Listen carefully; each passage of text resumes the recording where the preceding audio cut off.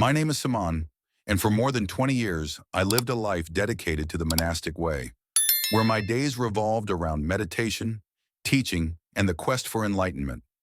Raised in a small village, I was drawn to the monastery early, captivated by the tranquility and simplicity that Buddhism offered.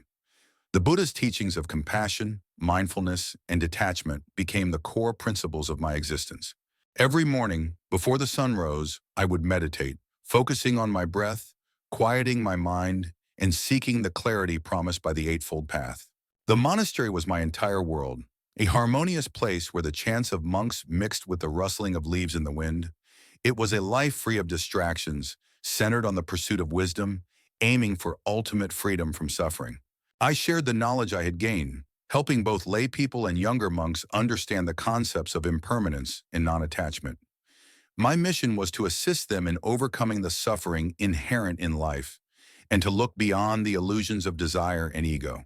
Many sought my guidance with their grief, fears, and longings, and I endeavored to show them the path to peace through letting go. Christianity, or any other religion for that matter, had never been something I gave much thought to. To me, all religious paths were simply different expressions of people searching for answers to the same existential questions. I viewed Christianity as a faith focused on the desire for salvation and attachment to a deity, ideas that seemed opposed to the detachment I had embraced. I held no ill will towards it, but I saw no need for it. The teachings of the Buddha, in my view, were enough. My life was predictable, peaceful, and seemingly complete.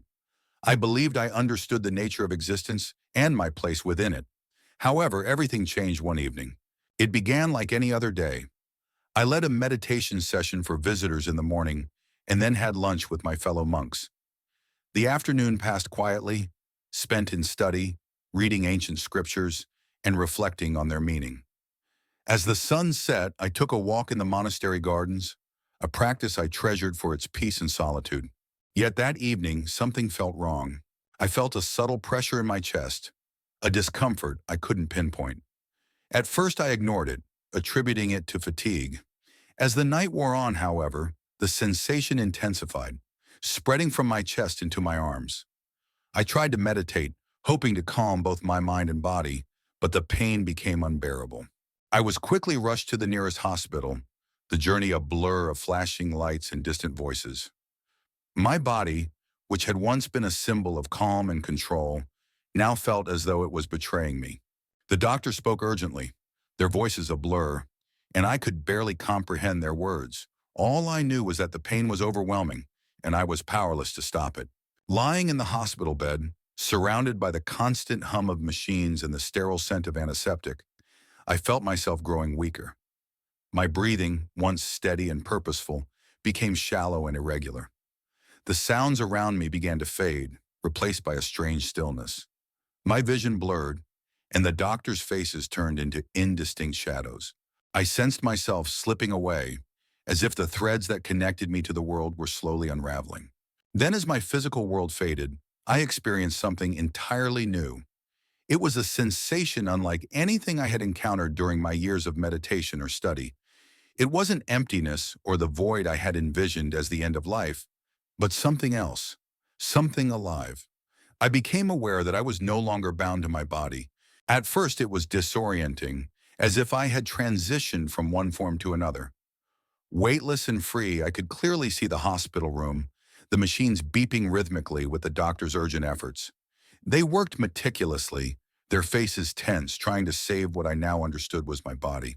It felt strange, watching myself from above. I saw my face pale and still, my chest rising faintly as the doctors tried to stabilize me. I recognized it was me, but I felt no attachment to it. I wasn't afraid or anxious, only curious. How was it possible that I was both here and there at the same time? Years of meditation had taught me to detach from the physical, to view thoughts and feelings as fleeting. Yet this experience was something completely different, detachment on a scale I had never imagined. I watched as one doctor barked out instructions, her voice sharp and urgent, while a nurse adjusted a monitor, her hands swift and precise. Another nurse administered something into my arm. It was surreal to witness them work so hard to save a life that no longer seemed to belong to me. Every detail caught my attention. The sweat on the doctor's brow, the trembling hands of the young nurse. I even sensed their emotions, an undercurrent of determination tinged with fear. In the corner of the room stood my abbot, hands clasped in prayer. He had come immediately upon hearing the news and was quietly praying, his eyes closed, lips moving in silent recitation. His presence was comforting, a reminder of my life, but I felt strangely distant from it. My thoughts no longer focused on the monastery or my teachings. Instead, I was overwhelmed by the mystery of what was happening. As I floated above the scene, a new sensation began pulling me away from the room. It wasn't physical, but it was undeniable. A gentle yet persistent force drawing me towards something beyond my comprehension. I tried to resist, uncertain of where it was leading, but the pull grew stronger, as if my very essence was being drawn to something I could not grasp. Then I saw it, a light. It wasn't the harsh, sterile lighting of the hospital or the soft glow of a meditation candle. This light was different, radiant, alive, and pure. It emanated warmth, not just physically, but in a way that reached deep into my being. It didn't overwhelm me. Rather, it invited me in, as though it had been waiting for me all along. The light pulsed gently, as if breathing. Its presence was unlike anything I had ever encountered.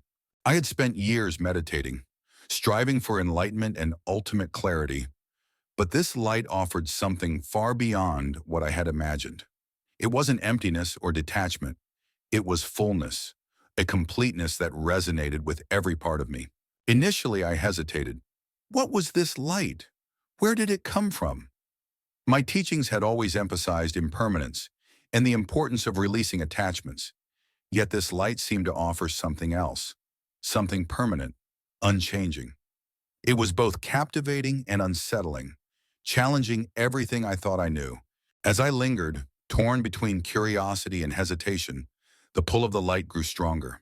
It wasn't forceful, but it was irresistible. It felt as though the light was speaking to me, not in words, but in a language I could feel. A call that bypassed logic and went straight to the core of who I was. Despite my uncertainty, I found myself moving toward it, drawn by a force I couldn't explain. The closer I got, the more the light enveloped me, its warmth unlike anything I had ever experienced. It wasn't just a physical warmth, but a sense of being fully known and loved. It was as though the light saw every part of me, my thoughts, my actions, my doubts, and embraced me completely. I had spent my life trying to let go of ego, to detach from the self. But this light wasn't asking me to give anything up. It was offering me something in return, something deeper, something I couldn't yet comprehend. As I neared the light, I felt a presence within it. It wasn't a void as I had expected from years of seeking enlightenment. This presence was personal, intentional, and filled with an immense love that overwhelmed me. I felt small in its presence, yet not insignificant. Instead, I felt cared for, seen, and deeply valued. The tension between my teachings and what I was experiencing grew sharper.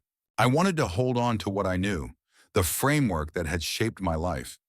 Yet the light seemed to dissolve those barriers effortlessly. It wasn't rejecting my past.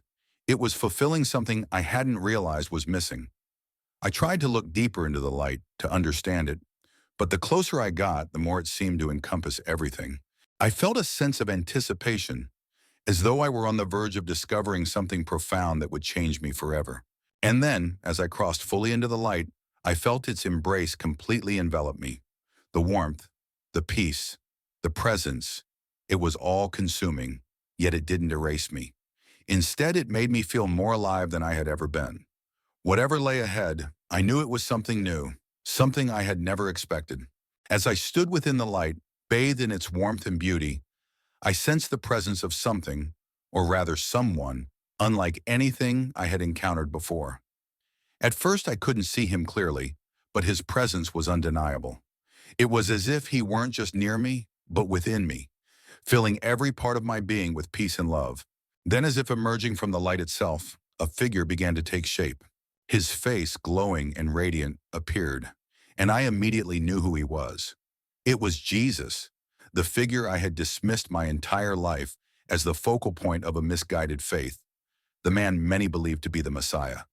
But as I gazed at him now, I saw something entirely different. He wasn't just a figure from a book or a concept I had rejected. He was real. He was here. And he was looking at me with eyes full of love and authority, striking me to my core. There was no arrogance in his gaze, only compassion, deep and unwavering.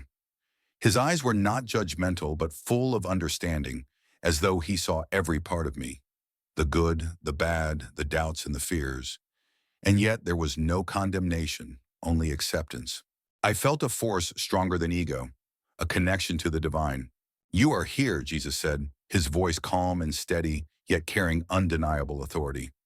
"You have searched for truth your entire life, Sam, and now you are here to witness it." His words pierced my soul in ways I couldn't explain. I wanted to challenge him, to respond, but I found myself unable to speak. What could I say to someone standing before me with such undeniable truth? All the meditation, all the teachings, all the practices I'd followed seemed so insignificant in the face of this reality. "Why have you come?" I asked, my voice trembling, unsure if I was even asking a question. Was I meant to be here? What was happening? Jesus moved closer, his presence wrapping around me, and spoke gently, yet with an authority that stirred something deep inside me. "You are here because you have been called. The truth you seek is not found in isolation or detachment from the world. It is found in me." These words struck me like a bolt of lightning. I had spent my life searching for peace, enlightenment, and freedom from suffering. I had believed the path of meditation and mindfulness would lead me to the ultimate truth, a state beyond suffering, beyond the cycle of birth and death. But now in this moment, I was being told that the path I had followed was incomplete. The peace I had longed for, the liberation I sought, could only be found in Jesus. I struggled to reconcile this with everything I had believed. The idea that suffering could be overcome through detachment had been central to my life. Yet Jesus was showing me something else. He wasn't talking about escaping suffering. He was speaking of fully experiencing it, and through that, finding healing. "Why?" I asked, my voice shaking. "Why would suffering lead to salvation? I always thought salvation came from the end of suffering, from detachment." Jesus looked at me with a mix of sorrow and compassion. "You misunderstand the nature of suffering. It is not the avoidance of pain that brings peace, but the willingness to face it with love." The path I walked was filled with suffering, not as a way to escape it, but to transform it, to show that there is no need to escape the pain of the world, but to embrace it, knowing that through love, suffering is redeemed. His words resonated deeply with me. For the first time, I understood that suffering, instead of something to avoid, could lead to deeper understanding, deeper connection, and ultimately, a peace far greater than any I had known. As I tried to process his words, Jesus began to show me vivid visions. They were clear, like scenes from a life both distant and immediate. I saw Jesus' life unfold before me, the miracles, the teachings, the love he freely gave. I saw the cross, felt its weight, the agony he endured, the betrayal, the pain. But I also saw the resurrection, the victory over death, the promise of life beyond the grave. It was the fulfillment of all the promises, the truth I had never seen before. The vision shifted, and I saw scenes that contrasted sharply with my understanding of karma and enlightenment. I saw Jesus forgiving those who had wronged him, loving those who hated him. I saw the ultimate sacrifice, his death on the cross. And for the first time, I understood it not just as a symbol of suffering, but as an act of profound love and redemption. The idea of self-sacrifice, the willingness to endure suffering for others, was something I had never fully grasped in my own practice.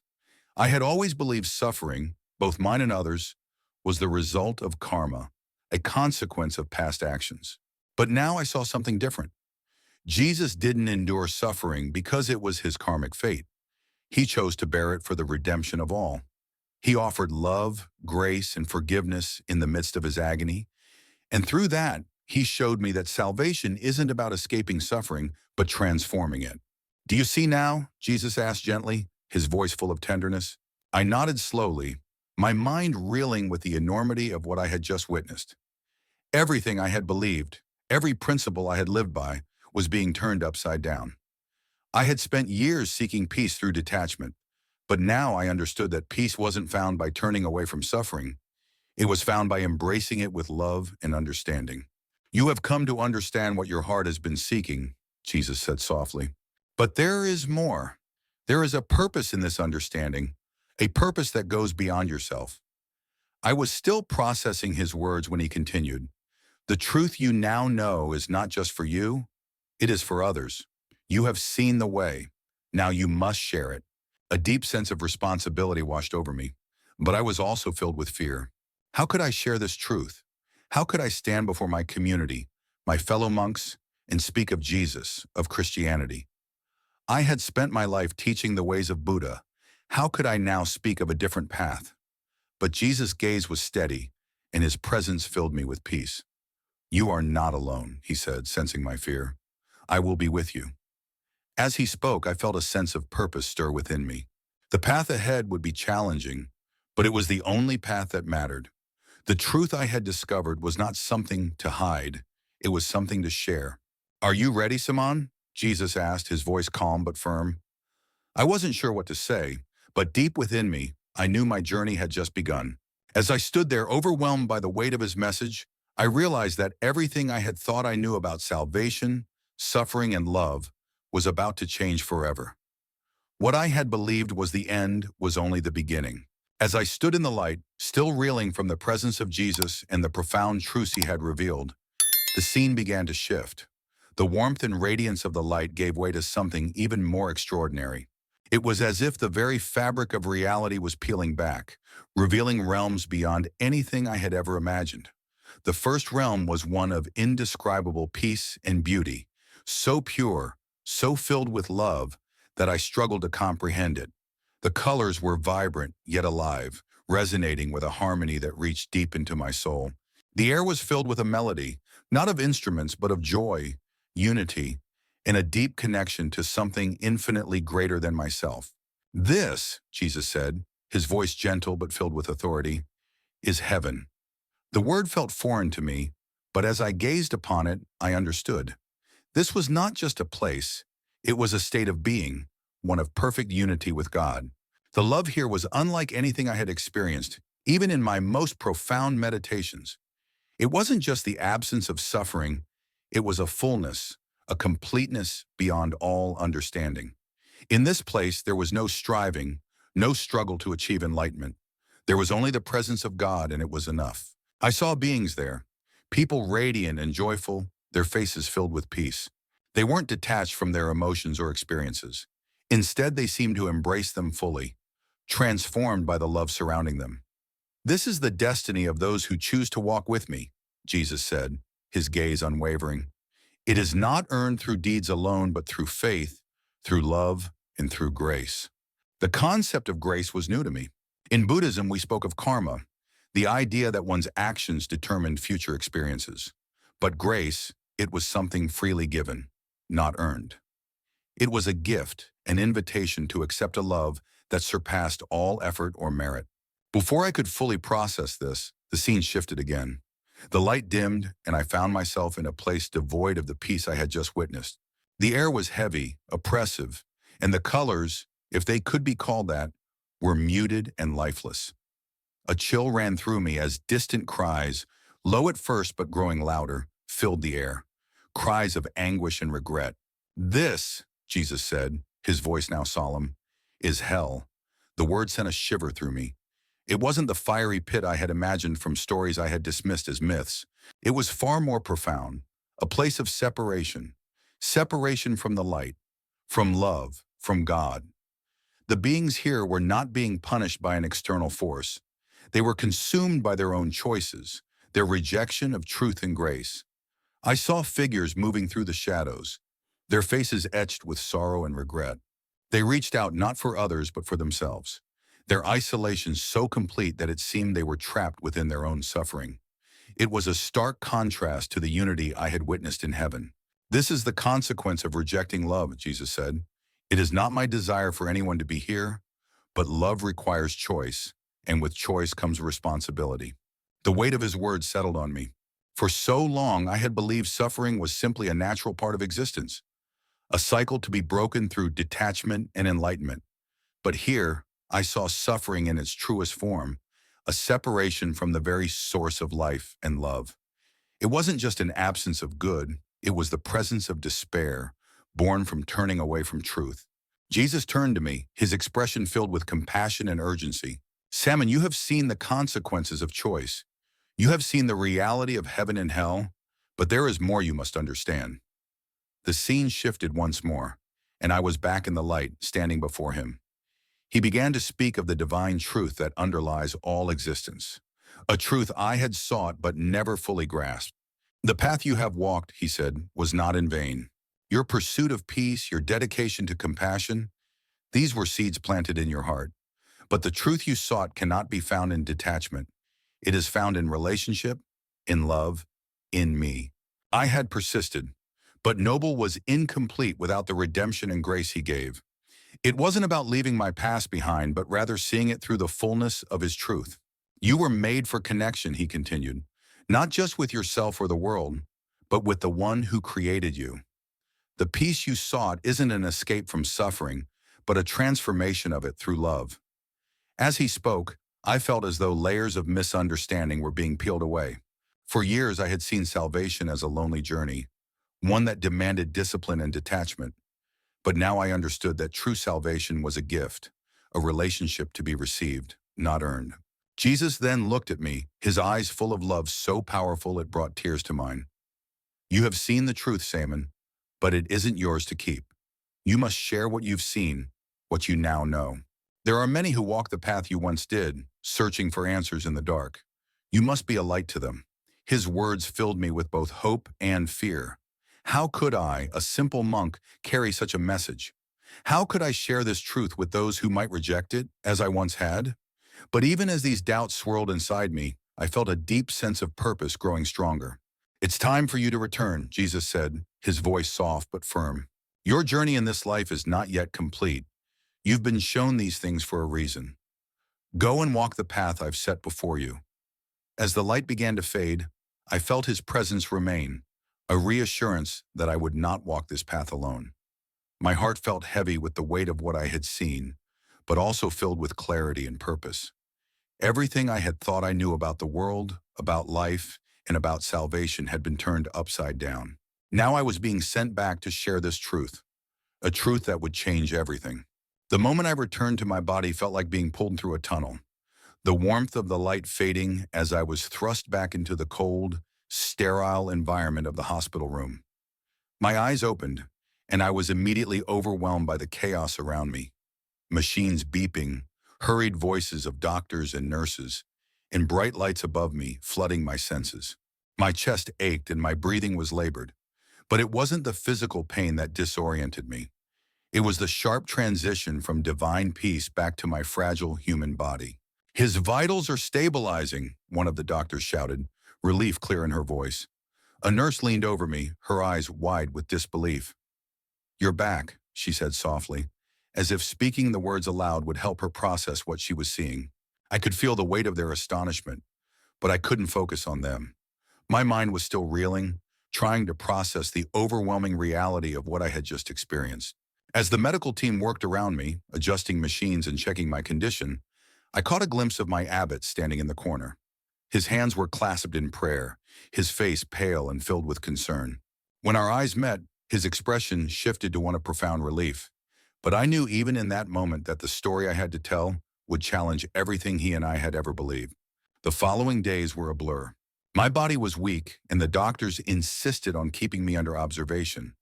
But even as I lay in that hospital bed, my mind was elsewhere, trying to make sense of what I had seen and felt. The visions of heaven and hell, the undeniable presence of Jesus, and his words full of love and truth that kept playing over and over in my mind. I couldn't escape them, nor did I want to. They were burned into my soul, altering something deep inside me. But with that transformation came a heavy burden. I was a Buddhist monk, a teacher, a guide for others on the path to enlightenment. My entire identity was built on the principles of detachment, meditation, and the teachings of the Buddha. How could I reconcile that with what I now knew to be true?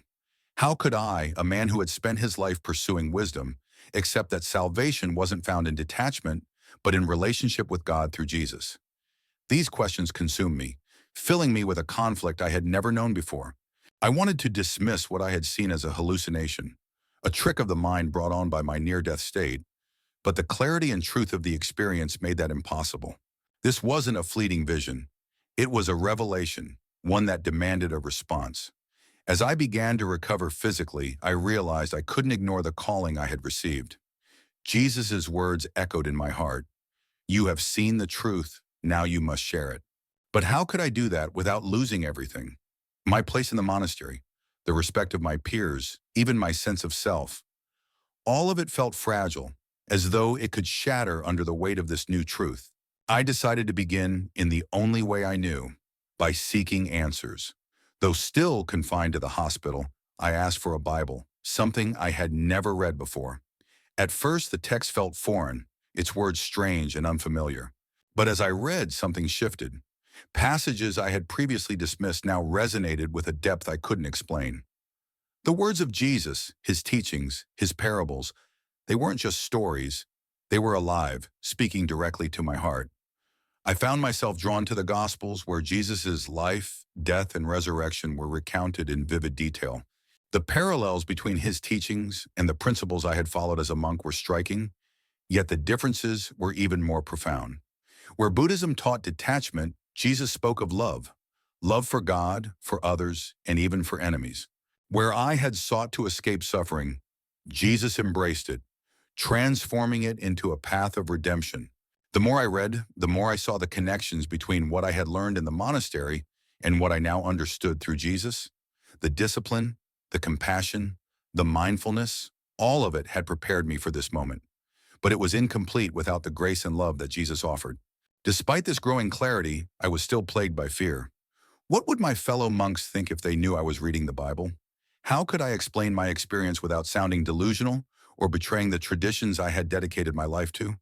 Yet I couldn't ignore the truth I had seen. It wasn't just for me, it was for others. One night, as I lay awake, the weight of my calling pressed heavily on me.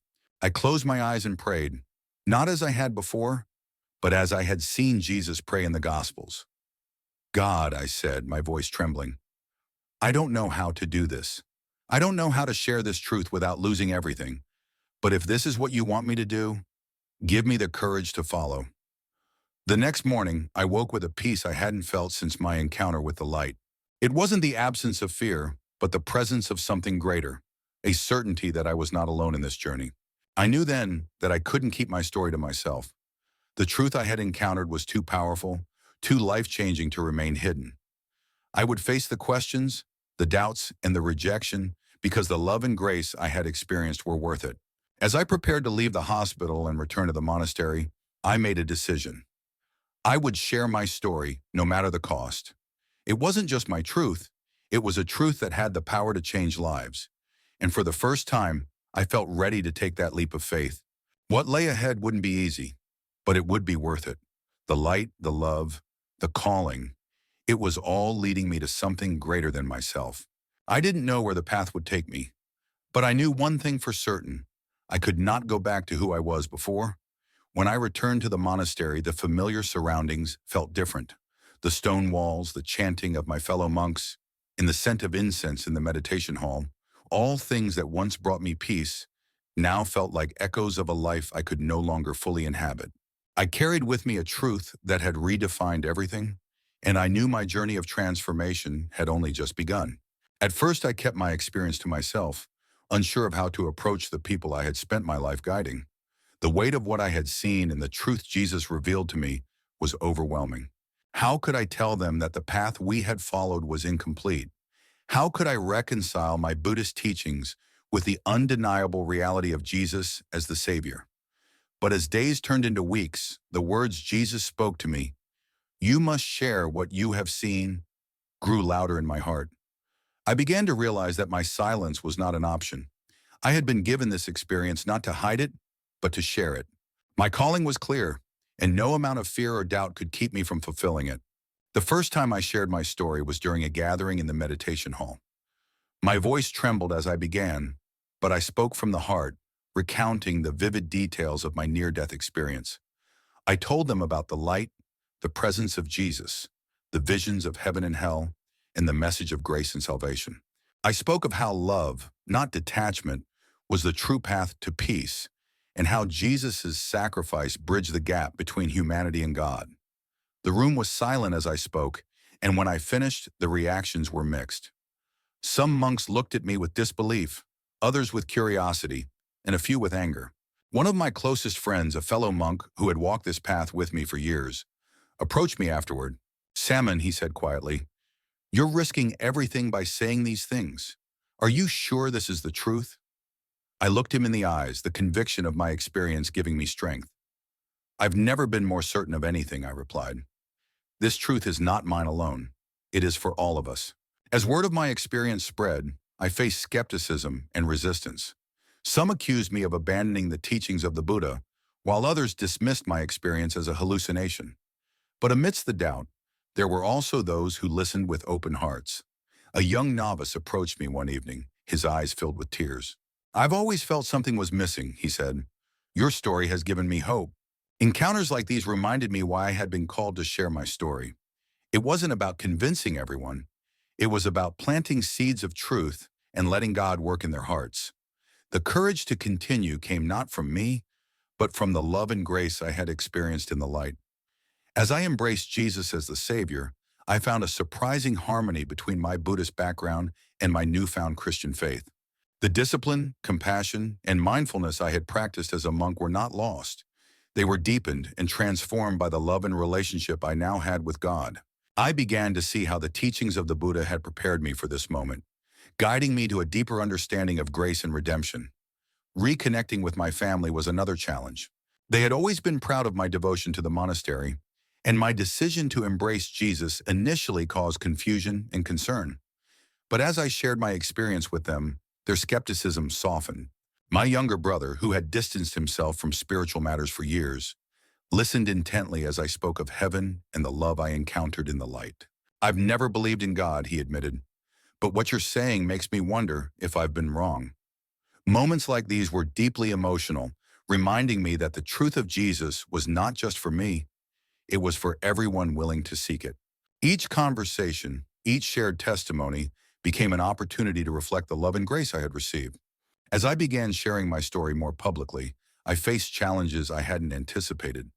Invitations came from churches, interfaith groups, and even skeptics who wanted to hear about my experience. Standing before crowds of strangers and sharing something so personal was daunting. Yet each time, I felt the presence of Jesus steadying me, reminding me that this was his mission, not mine. One evening, after speaking at a small gathering, a man approached me. He introduced himself as a Christian who had left the church years ago, disillusioned by the hypocrisy he had witnessed. "Hearing your story," he said, "has reminded me of the love I once felt for Jesus. Thank you for bringing me back." These moments of impact, small as they seemed, reaffirmed my purpose. My story was not about me. It was about the truth that had been revealed to me and the lives it could touch. Today I walk a path that bridges two worlds, honoring the discipline and compassion of my Buddhist upbringing while fully embracing the salvation and love found in Jesus.